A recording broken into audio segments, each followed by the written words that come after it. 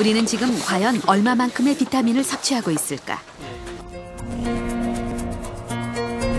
한국보건산업진흥원에서 조사한 2001년 우리나라 국민건강영양조사에 따르면 대부분의 국민이 비타민의 1차 공급원인 식품을 통해 충분한 비타민을 섭취하고 있는 것으로 나타났다.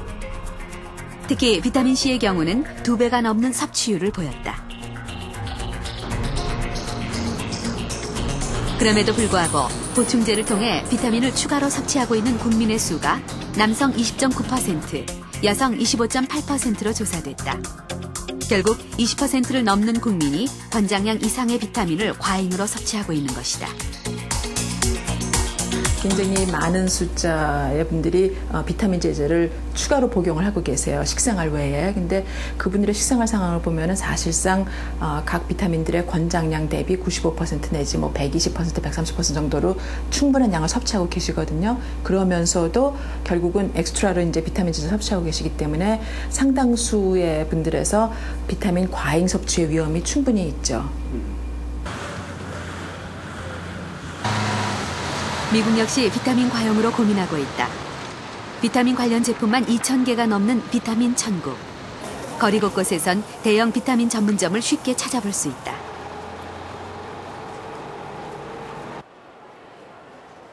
이곳에선 각자 필요에 따라 선택할 수 있도록 다양한 기능성 비타민들이 구비되어 있다. 다이어트용에서부터 체중 감소용, 근육 강화용, 기억력 감퇴 예방용까지 없는 것이 없다. 전체 미국인의 40% 정도가 복용하고 있는 비타민. 비타민의 효과가 강조되면서 용량 역시 점차 고용량화돼 가고 있다.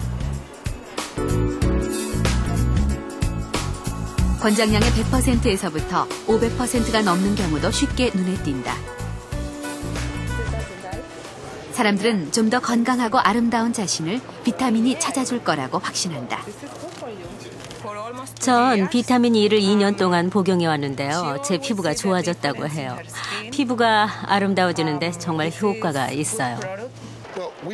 전 몸무게를 줄이기 위해서 체중 감소용 비타민을 샀습니다. 이 제품은 TV 광고를 보고 알게 됐는데 제 친구도 이 비타민을 먹고 5kg이나 감량했습니다. 요즘은 나이에 상관없이 모두가 비타민을 복용하고 있습니다. 최근엔 생후 몇 개월 안 된 아기들에게도 의사들이 액체 비타민제를 처방합니다. 그리고 임산부들은 건강한 임신을 돕고 태아에게 발생할 수 있는 문제들을 예방하기 위해서 임산부용 비타민을 복용합니다. 이렇게 생후 채 1년이 안 되었을 때부터 시작해 평생 동안 미국인들은 비타민을 복용하고 있습니다. 태어나면서부터 시작해 평생을 비타민과 함께 살아가는 미국인들. 이들은 왜 애써 비타민을 찾는가? 패스트푸드와 비만으로 대변되는 미국인들에게 비타민은 가장 간편한 방법으로 건강을 지킬 수 있는 방법 중 하나다. 건강에 대한 불안을 비타민으로 위안받는 것이다. 미국인들은 필요 이상으로 비타민을 복용하고 있고 일부 사람들은 과다 복용 정도가 지나치다고 생각합니다. 이렇게 비타민제를 많이 먹는 이유는 비타민이 건강을 향상시켜준다고 믿기 때문이죠. 운동을 하거나 과일과 야채를 많이 먹고 비만을 예방하는 등 생활 습관을 바꾸기보다는 비타민제를 복용하는 것이 더 쉽기 때문이죠. 비타민에 대한 과신이 과용을 부르고 과용이 심각한 부작용을 초래하면서 이를 연구하고 치료하는 비타민 전문가도 등장했다. 플로리다 리 메모리얼 병원의 제약국장인 스탠리 프리먼 박사. 프리먼 박사는 지금까지 자신이 상담 치료해온 20여 명의 비타민 과다 복용 사례자에 대한 연구 결과를 발표했다.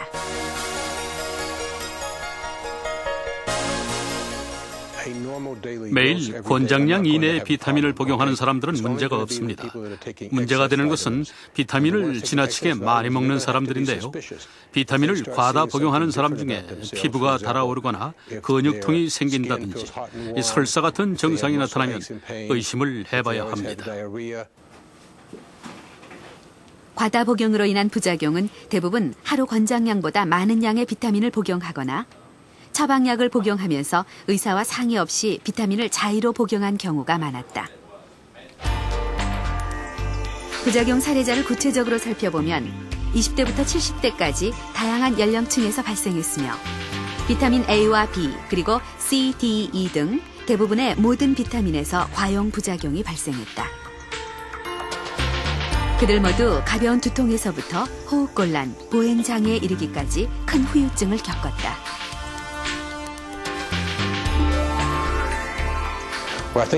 앞으로 저는 비타민을 지나치게 섭취하면 효과가 없으며 잘못 사용하면 독이 될 수 있다는 것을 일반인들과 간호사들 그리고 의사들에게도 교육시킬 생각입니다.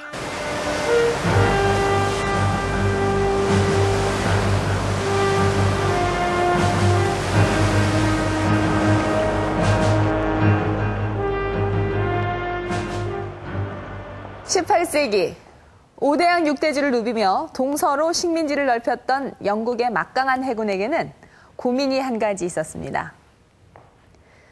오랜 항해 생활을 하는 동안 수백 명의 선원들이 괴혈병이라는 병에 걸려서 죽어가는 것이었습니다.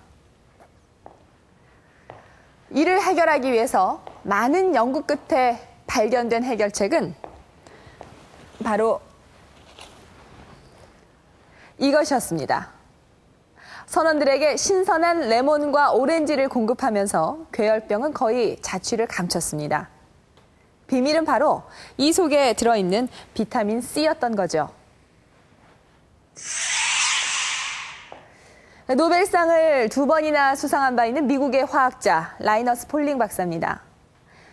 이 폴링 박사는 고용량의 비타민이 감기를 예방하고 다른 질병에 대한 저항력을 키워준다고 주장해서 고용량 비타민 C 열풍을 일으켰는데요. 스스로도 매일 3,000mg의 비타민 C를 복용했고 위암을 앓았던 부인 역시 권장량의 100배가 넘는 하루 10,000mg의 비타민 C를 복용했습니다. 우리나라의 비타민 1일 섭취 권장량입니다. 비타민 A는 700마이크로그램, 비타민 C는 70mg, 비타민 D는 5마이크로그램, 비타민 E는 10mg. 사실 우리가 하루 동안 필요로 하는 비타민의 양은 이렇게 극소량입니다. 그런데 최근 비타민의 항산화 효과 등이 주목을 받으면서 권장량을 훨씬 넘는 각종 비타민 보충제를 드시는 분이 급증하고 있는데요. 그 효과 얼마나 있을까요? 오후 2시경 도로 한켠으로 손님을 기다리는 택시들이 즐비하다. 언제 올지 모르는 손님들을 기다리며 택시기사들이 무리한 시간을 보낸다.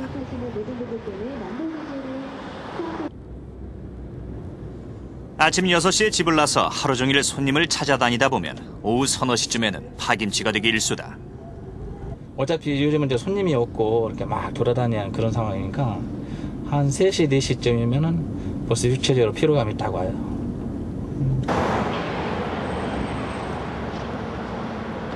정 피곤할 땐 1시간 정도 잠시 눈을 붙이거나 커피 한 잔으로 피로를 달랜다. 그러다 보면 하루 7, 8잔. 건강을 생각해 비타민 음료로 대신하기도 한다. 이것이 대다수 택시기사들의 하루 일과다.